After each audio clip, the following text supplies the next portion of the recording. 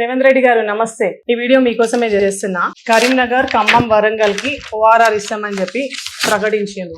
ఇది నిన్నటి స్టేట్మెంట్. చాలా సంతోషం. మరి మా నిజామాబాద్ ఏం పాపం చేసింది? మీరే మొన్న ఫిబ్రవరి 6వ తేదీన ఇందూర్ గడ్డ మీదకి వచ్చి మా కాంగ్రెస్ మేయర్ ని గెలిపిస్తే ఓఆర్ఆర్ ఇస్తాము, నిజామాబాద్ ని అన్ని విధాలుగా అభివృద్ధి చేస్తామని గొంతు చించుకొని చెప్పిండ్రు. మరి మీరు మాట ఎందుకు నిలబెట్టుకోలేదు? అంటే ఓడిపోతామనే భయంలోని ఎప్పట్లాగానే మళ్ళా ఒక దొంగ హామీ ఇచ్చిపోయినట్టు అంతేనా?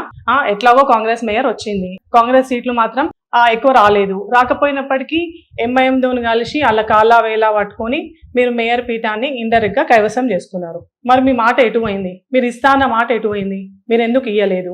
మీరు నిజామాబాద్కి ఎందుకు మొండి చేయి చూపించిండ్రు? అందరికీ తెలుసు, హైదరాబాద్ ని వదిలేస్తే నిజామాబాద్ అతిపెద్ద కార్పొరేషన్. మరి ఖమ్మం, కరీంనగర్ కి ఉన్న అర్హత ఏంది, నిజామాబాద్ కి లేని అర్హత ఏంది?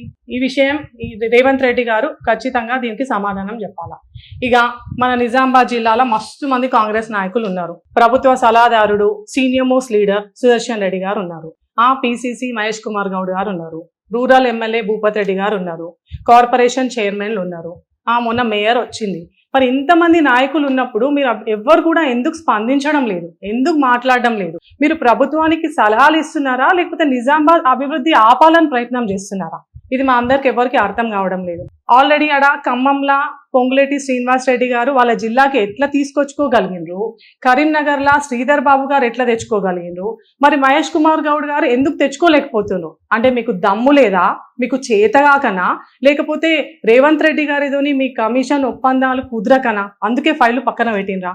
ఒక పిసిసి నిజామాబాద్ జిల్లాకి చెందిన వాడని జిల్లా ప్రజలు సంతోషపడాలనా లేకపోతే బాధపడాలనా? వాళ్ళకి అర్థమైతలేదు. ఇప్పుడు మీరు మనకు అన్యాయం జరిగితే మీరు నోరు మూసుకొని కూర్చున్నారు అంటే జిల్లా ప్రజలు మీ విషయంలో ఏమనుకోవాలా? ఇక ఇంతకు ముందు గతంలా జక్రాన్ పెళ్లికి అన్ని అర్హతలు ఉన్నప్పటికీ ఎయిర్పోర్ట్ ని ఎగ్గొట్టిండ్రు, ఇప్పుడు ఓఆర్ఆర్ ని ఎగ్గొట్టిండ్రు. విచిత్రం ఏంటంటే వీళ్ళ కాంగ్రెస్ పార్టీ కార్యాలయం కట్టుకోనికి వీళ్ళకి స్థలం దొరుకుతుంది, కానీ ప్రజలకి ఉపయోగపడే ఒక బస్ స్టాండ్ కి మాత్రం వీళ్ళకి జాగా దొరకదు. ఇది నిజామాబాద్ జిల్లా మీద, నిజామాబాద్ జిల్లా ప్రజల పైన కాంగ్రెస్ నాయకులకు ఉన్న చిత్తశుద్ధి. ఇక ఓఆర్ఆర్ వస్తే మనకి ఎన్ని లాభాలు ఉన్నాయో మన అందరికీ తెలుసు. ఆల్రెడీ రైల్వే కనెక్టివిటీలు ఉన్నాయి, నేషనల్ హైవేలు ఉన్నాయి. మనకి రాను రాను జనాభా ఎక్కువైతుంది. ఉత్తర దక్షిణ భారతదేశానికి నిజామాబాద్ ఒక వారధి. మనకి రాను రాను కంపెనీలు వస్తాయి, పరిశ్రమలు వచ్చే అవకాశం ఉంది. నిజామాబాద్ ఒక పెద్ద మార్కెట్ హబ్గా తయారవుతుంది. సో నేను ఈ కాంగ్రెస్ ముఖ్య నాయకులకి, ఈ పెద్ద నాయకులకి నేను చెప్తున్నా, మీరు రేవంత్ రెడ్డి గారి దగ్గర పోయి కొట్లాడతారా, డిమాండ్ చేస్తారా, అడుగుతారా? కానీ ఖచ్చితంగా మీరు దీన్ని తీసుకురావాల్సిన బాధ్యత, నైతిక బాధ్యత మీదే.